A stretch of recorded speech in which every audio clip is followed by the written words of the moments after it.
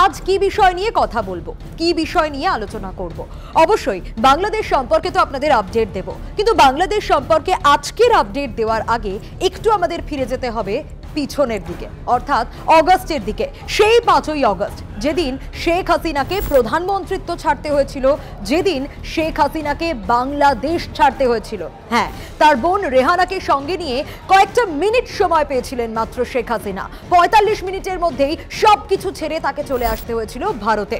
এখনো ভারতেই রয়েছেন শেখ হাসিনা। কিন্তু সেই সময় যেসব মহিলারা আন্দোলন করেছিলেন, সেই জুলাই আন্দোলনে ছিলেন, যারা চেয়েছিলেন শেখ হাসিনাকে উৎখাত করতে, যারা ভেবেছিলেন শেখ হাসিনা রয়েছেন বলেই হয়তো অনেক সমস্যা সৃষ্টি হচ্ছে বাংলাদেশে, আজ কিন্তু তাদেরকেই নিপীড়িত হতে হচ্ছে। বলা ভালো, তাদের অনেকাংশকেই নিপীড়িত হতে হচ্ছে, নির্যাতিত হতে হচ্ছে, মার খেতে হচ্ছে। কেন এই কথা বলছি? নিশ্চয়ই এই প্রশ্নও আপনাদের মনে ঘোরাফেরা করছে।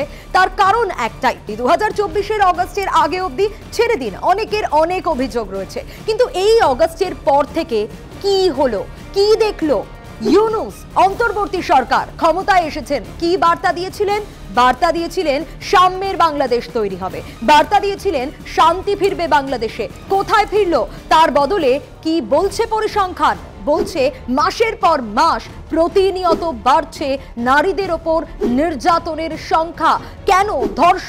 ধর্ষণের অভিযোগ বারবার করে উঠে আসছে। কি কারণে একের পর এক এই সংখ্যা বাড়বে? কি কারণে নারীরা অবহেলিত হবে? কেন বারবার এই অভিযোগ উঠে আসবে? এবং আজ যখন আন্দোলন করতে যাচ্ছেন তারা, তখন নিপীড়িত হতে হচ্ছে সেই সব নারীদের যারা সেই সময় জুলাই আন্দোলনে ছিলেন। কেন এরকম পরিস্থিতি? বারবার করে এই প্রশ্ন সবার মনে ঘোরাফেরা করছে। তাহলে কারা এই কাজগুলো করছে? নেপথ্যে তারা তাহলে কারা রয়েছে? কোনোভাবেই তো দমানো যাচ্ছে না, শান্তি তো ফিরছেই না, উল্টে নারীদের উপর নির্যাতনের হার কেন বাড়ছে? মোহাম্মদ ইউনূসের মানুষরাই কি তাহলে এই কাজ করছে, বা মোহাম্মদ ইউনূসের লোকেরাই কি তাহলে এই কাজ করছে? এই প্রশ্নগুলোও তো ঘোরাফেরা করছে। কিন্তু মোহাম্মদ ইউনূস তো বলছেন শান্তি রয়েছে বাংলাদেশে। কোথায় সেই শান্তি? এই প্রশ্ন সাধারণ মানুষ তুলছে, বাংলাদেশের মানুষ তুলছে।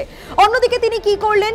অগস্টে 5ই অগস্টের এই ঘটনার পর 8ই অগস্ট আমরা দেখেছিলাম যে মোহাম্মদ ইউনূস তিনি ক্ষমতায় এলেন, শান্তির বাংলাদেশ গড়ার বার্তা দিলেন। তারপর সেনাদের মেয়াদ বৃদ্ধি করে দিলেন তিনি এখন আরো 60 দিনের জন্য, মানে আরো 2 মাসের জন্য তিনি সেনাদের মেয়াদ বৃদ্ধি করলেন। 17ই সেপ্টেম্বরের পর থেকে কিন্তু আমরা দেখেছি দফায় দফায়, 17ই সেপ্টেম্বর 2024 থেকে দফায় দফায় মেয়াদ বৃদ্ধি হয়েছে সেনাদের বিশেষ ক্ষমতার। এক্ষেত্রে কি হবে? বিশেষ কিছু ধারার ক্ষেত্রে যদি কোনো অপরাধ হয় তাহলে সেক্ষেত্রে পদক্ষেপ করতে পারবেন সেনাবাহিনীর কর্তারা। কিন্তু কেন তাহলে এই কাজ হচ্ছে? ভোট কবে হবে সেটা যখন জানতে চাওয়া হচ্ছে, একবার এক এক রকম উত্তর দিয়েছেন মোহাম্মদ ইউনূস।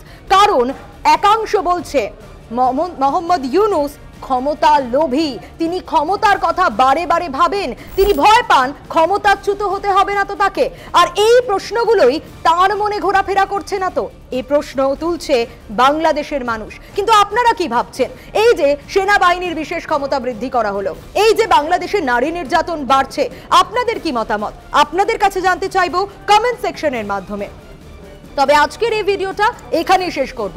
প্রত্যেকে সুস্থ থাকুন, ভালো থাকুন এবং অবশ্যই সঙ্গে থাকুন নিউজ 18 বাংলা ডিজিটালের।